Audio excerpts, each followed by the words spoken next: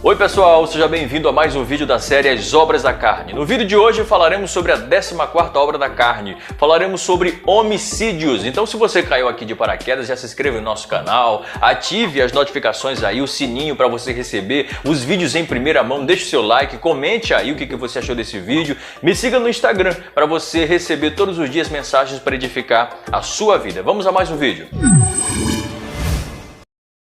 Falar sobre homicídios é falar de uma prática muito comum no Brasil em razão do elevado índice de criminalidade em nossa nação. Sobre esse assunto se debruçam os juristas, advogados, policiais, parlamentares, civis populares como eu e você, porém há milênios e milênios a Bíblia já tratava desse assunto. A palavra que Paulo usa para descrever homicídios é fonos, que significa matar alguém por perversidade. Mas antes de adentrarmos em todas as explicações a respeito dessa obra da carne, eu vou te mostrar uma curiosidade que talvez você nunca percebeu como leitor da Bíblia. Se você abrir a sua Bíblia na versão revista e corrigida, que é muito popular entre os pentecostais do Brasil, você verá que ao todo são 16 obras da carne. Mas se você abrir qualquer outra versão de Bíblia, você vai conferir apenas 15 obras da carne. Isso tem uma explicação, vamos adentrar em uma rápida explicação sobre bibliologia. Nós sabemos que os apóstolos escreveram cartas e epístolas a próprio punho e destinaram a igrejas específicas. Porém,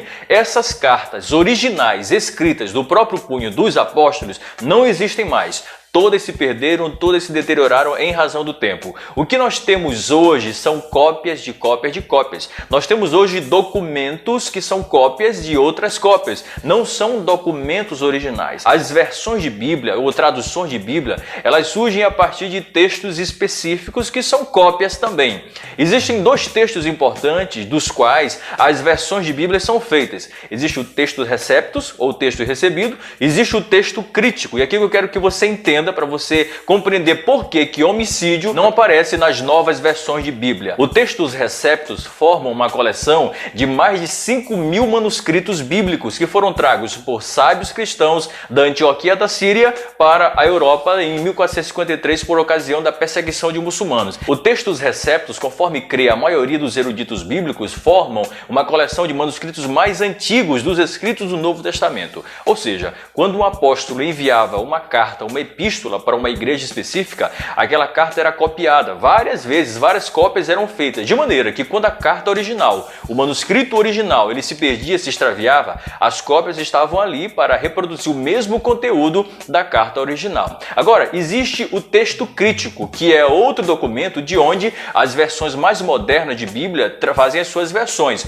O texto crítico é uma coleção de textos surgidas ou descobertas em Alexandria, no Egito. Esse texto crítico ele é proveniente também de documentos muito antigos, de cópias muito antigas. O que fizeram os eruditos quando se depararam com esses manuscritos muito antigos, que na verdade não são muitos manuscritos, são poucos manuscritos encontrados em Alexandria. Eles fizeram uma comparação de textos semelhantes, de várias cópias da mesma história, dos mesmos textos, dos mesmos versículos, e viram onde havia contradição, onde havia repetição de palavras, onde uma história não estava bem contada, e eles fizeram uma aglutinação, reuniram todos esses textos e produziram um único texto, formando o que nós conhecemos hoje como texto crítico. Porém, essas cópias que foram encontradas na Alexandria, elas não são completas.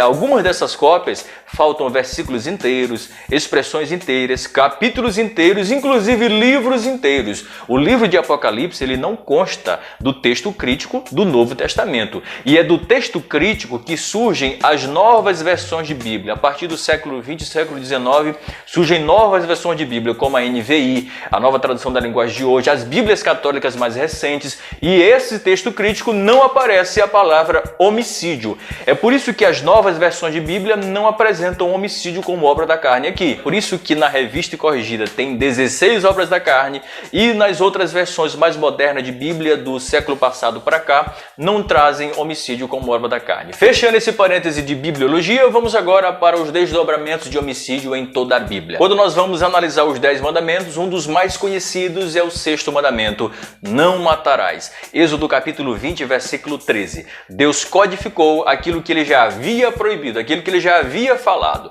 Nós sabemos que desde o princípio o homem já havia sido orientado por Deus a não matar o seu próximo. Isso, antes de ser escrito, já desenvolveu-se na consciência popular dos primeiros seres humanos. É por isso que em Romanos capítulo 1, o apóstolo Paulo fala que Deus se revela na consciência do homem. Então, mesmo as nações pagãs, sem ter acesso à revelação específica através dos 10 mandamentos, em sua consciência já sabiam que tirar a vida do próximo, que o homicídio é um ato pecaminoso. E segundo o erudito Ezequiel Soares, é o crime mais grave que tem, porque é um crime que atenta contra a soberania de Deus, contra a nossa similaridade com o ser humano e contra o amor ao próximo. Agora, é preciso prestar muita atenção no real sentido do sexto mandamento: não matarás. E eu vou citar novamente o erudito Ezequiel Soares, que afirma que a tradução não matarás ela é imprecisa em nossa versão revista e corrigida, porque a ideia e o sentido original de Êxodo 20, versículo 13 é não assassinarás.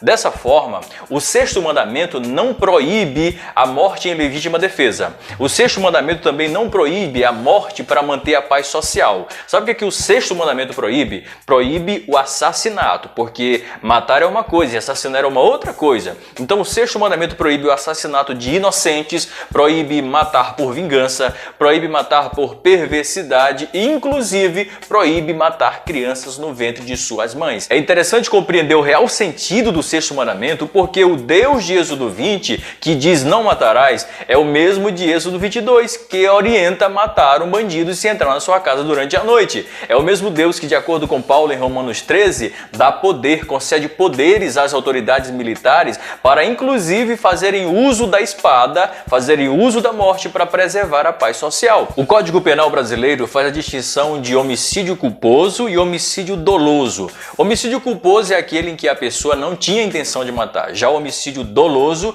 é aquele que a pessoa premeditou, ele tinha a intenção de matar. A Bíblia, há muitos milênios, já fazia essa distinção. Em Números 35, nós vemos que Deus ele trata de maneira diferente esses dois tipos de homicídio.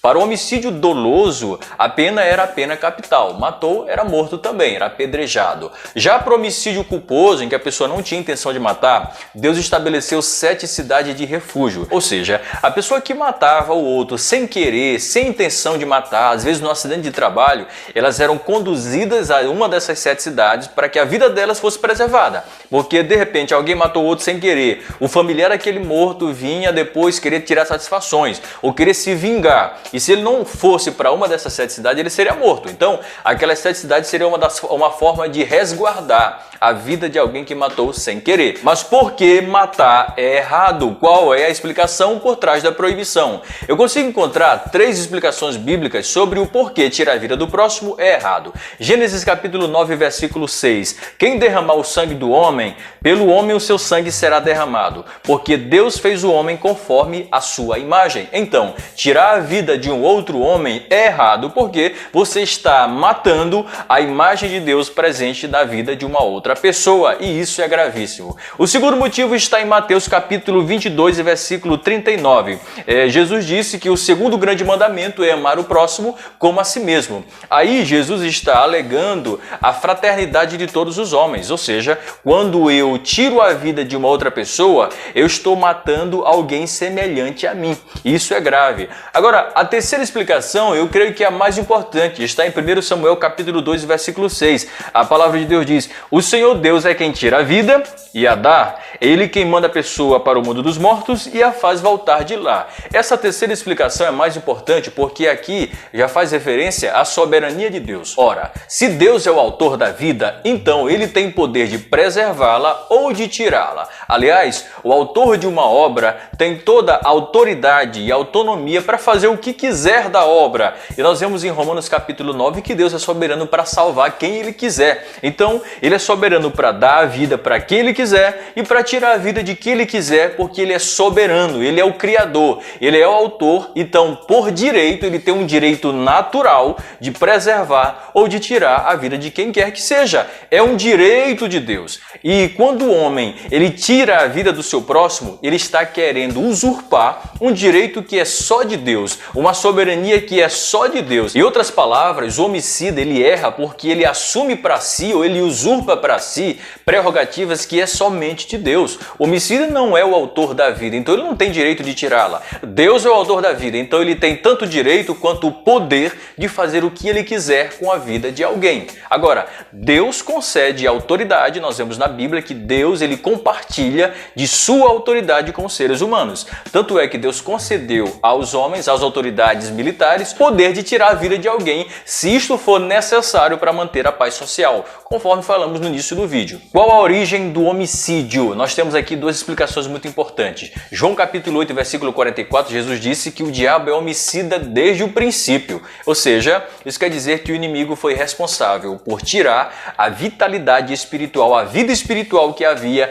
entre o primeiro casal e Deus. É por isso que em Romanos 3:23, Paulo afirma que o salário do pecado é a morte, porque o inimigo conseguiu introduzir no coração do homem o pecado, e o pecado, em consequência disso, gerou a morte tanto física quanto espiritual. Agora, em Mateus 15:19, Jesus disse que é do coração do homem que surgem os homicídios. Isso quer dizer que, às vezes, o homicida ele não precisa de um estímulo externo para concretizar as suas ações ruins.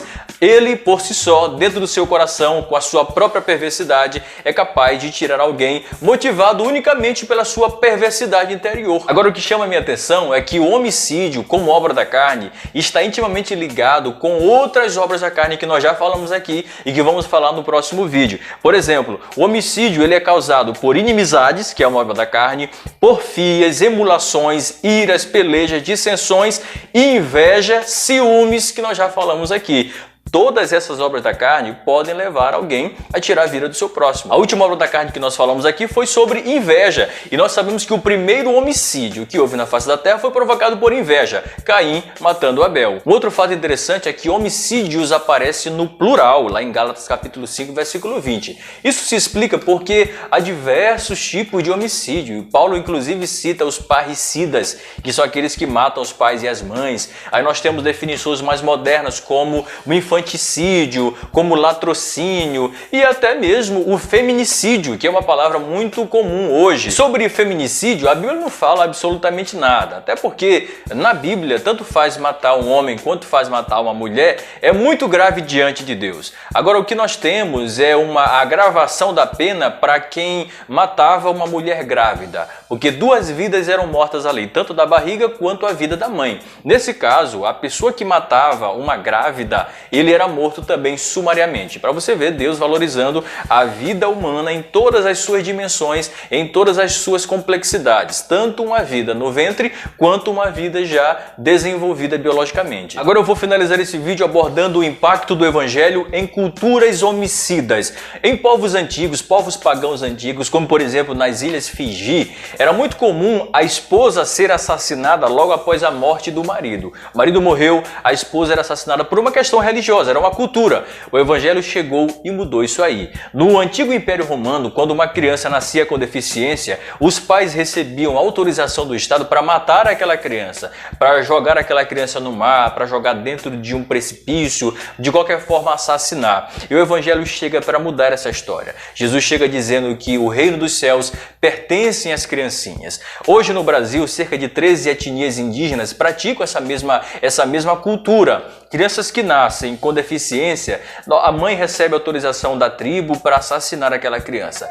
E onde o evangelho chega, essa realidade é mudada. Esse é mais um vídeo da série As Obras da Carne. Nos encontraremos na próxima terça-feira, onde eu vou fechar essa série abordando duas obras da carne intimamente ligadas, que é glutonaria e bebedices. Eu espero você até lá, terça-feira.